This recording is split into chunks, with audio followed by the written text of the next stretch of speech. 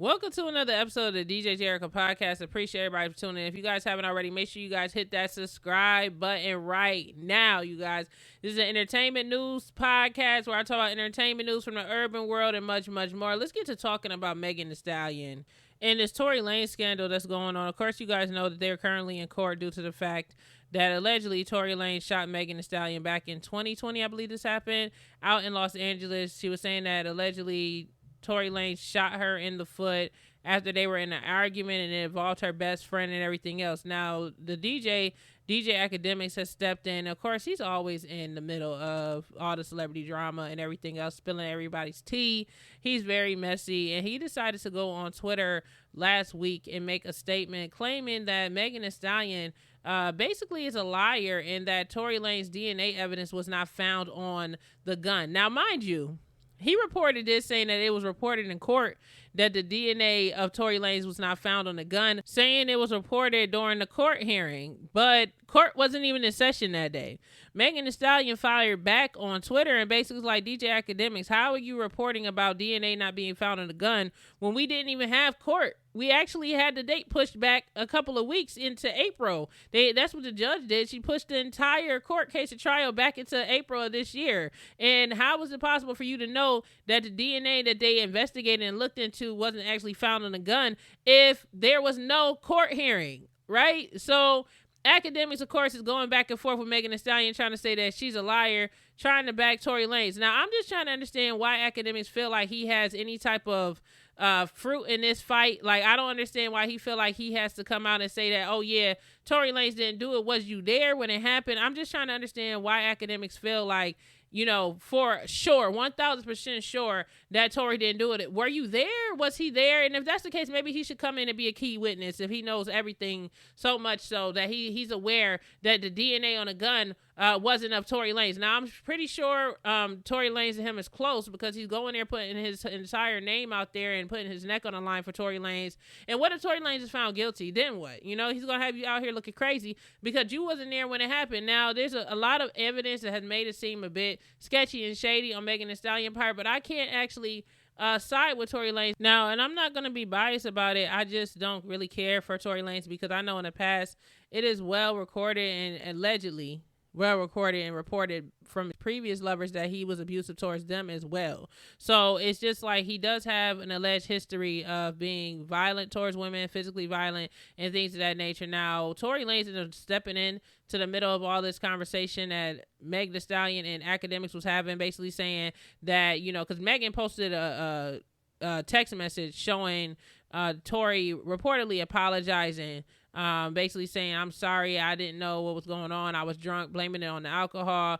And Megan was basically trying to say it was because he shot her. But what Tory Lanez is saying is that the reason why he wrote that is because he was apologizing for fucking Megan Thee Stallion's best friend. Now, he's basically tried to throw this narrative out to the media that the reason why Megan Thee Stallion is claiming that he shot her is because he was having sex with not only her, but her best friend, and Megan Thee Stallion found out, and then the whole altercation happened. Now, I'm just trying to understand who pulled the trigger. If Megan Thee Stallion is saying that the best friend didn't shoot her, who else could have shot Megan Thee Stallion? Who else could have shot her? Now, there's also evidence where they're saying that, you know, there wasn't actual evidence that she got shot through her foot. It was more so fragments that was removed. So maybe she was grazed by a bullet. But either way, there was still violence and harm placed upon her, and someone tried to shoot her. Now, I don't know how much longer we have to go through this in circles on whether he shot her or not, but I hope this trial is like put underway and we can get to the point on whether he did it or not. Now, I don't think Megan Thee Stallion would sit here and purposely lie on Tory Lanez. The reason why, because at the end of the day, if Tory Lanez is found not guilty, this is going to completely damage Megan Thee Stallion's career. All right, this is going to affect her brand. This is going to mess up her money. If everyone is saying like, oh, he's found not guilty, you're a liar, you made this up. You know, it's already hard being a female in hip hop, you know, being a black female in the music industry. So if this happens where this case occurs and he's found not guilty and there's evidence that Megan Thee Stallion lied and conspired to set him up, it would absolutely destroy her brand. Like everything that she ever worked for And it just seems like everybody is coming after Megan Thee Stallion these days. You know, we got Akademiks coming from Megan Thee Stallion on the internet, basically saying that the DNA on the gun was not that of Tory Lanez. Then you have Tory Lanez going on the internet coming from Megan Thee Stallion saying that the text message he sent her wasn't because he actually shot her, but because he was fucking her best friend. And if he was messing with her best friend, it's just like, damn, she's just over here just getting thrown all over the place by the men in her life, like for real, for real. And then of course you got Kyle Crawford, which is like the CEO of her record label. They're in court going back and forth, and they're saying that it was a situation where they've been going back and forth for court over the past year about her royalties and her getting paid and stuff like that, and her not being able to perform because they're saying so. And she's going back and forth with him as well on Twitter and Instagram, basically trying to call them out. And because Kyle Crawford basically said that one of the lawsuits that was put out there was dismissed, so he basically was trying to say that, yeah, Megan, you're a liar. But she was saying that actually it would be dismissed because the problem was resolved. But she said she's still suing them for the royalties and the money that they owe her, because they're not really paying her like that, and that they haven't really contributed to anything of her work since 2018. So I don't know if they were just investors or what happened, but it's 2022 now. So that had to have been, what is that, like 4 or 5 years now? So, you know, they're still going back and forth. And then we got Joe Budden just coming out the sky basically saying to everybody on his podcast that Megan Thee Stallion isn't a superstar. You know, he's over here bigging up Cardi B, like, oh yeah, Cardi B, you know, is a superstar. Cardi B's showing love to Joe Budden, saying that, oh, he's like my mean uncle. He's always believed in me. But in the same breath, he goes ahead and just go after Megan Thee Stallion. Like, why do all these black men hate this one girl? Like what has she done to everybody that it seemed like it's so many grown men trying to go after this girl that's in her 20s trying to become somebody in life? Like, she already don't have her mom, she don't have her father, most of her family has unfortunately passed on and stuff, and she's still trying to thrive and be successful, and she still graduated, got her degree. She's done so many positive things with her life, and also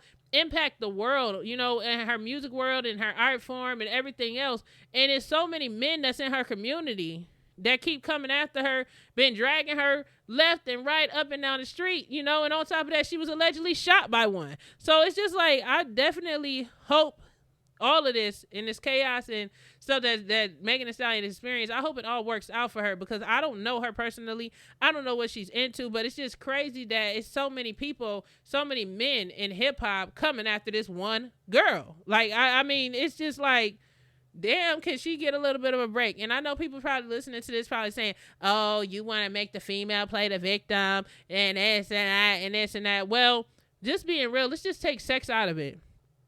There's so many artists, if we're going to talk about her label, there's so many artists in the industry in general that has been taken advantage of from their music label not paying them.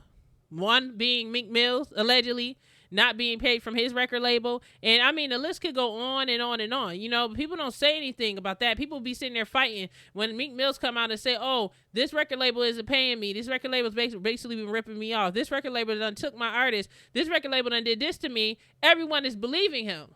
Everyone is, oh, Meek Mills, oh yes, like F that label, they so shady, whatever. I think it's Atlantic Records, I want to say. And, you know, allegedly.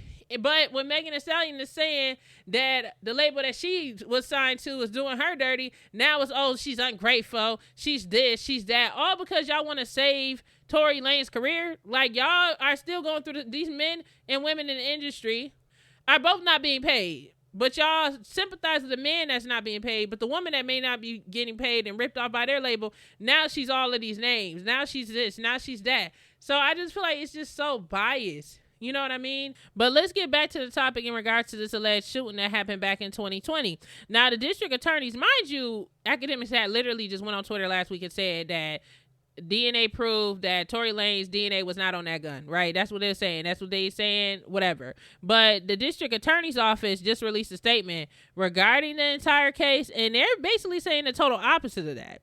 Now, according to reports, the Los Angeles County District Attorney's Office sounded confident the case the prosecutors have built will fully support the charges against Tory Lanez. Now, in the statement, it says, although we are legally prohibited from commenting on evidence and will continue to abide by that obligation, our office is under an ethical duty to only proceed on charges which we believe can be proven beyond a reasonable doubt and which have already been upheld by a judge.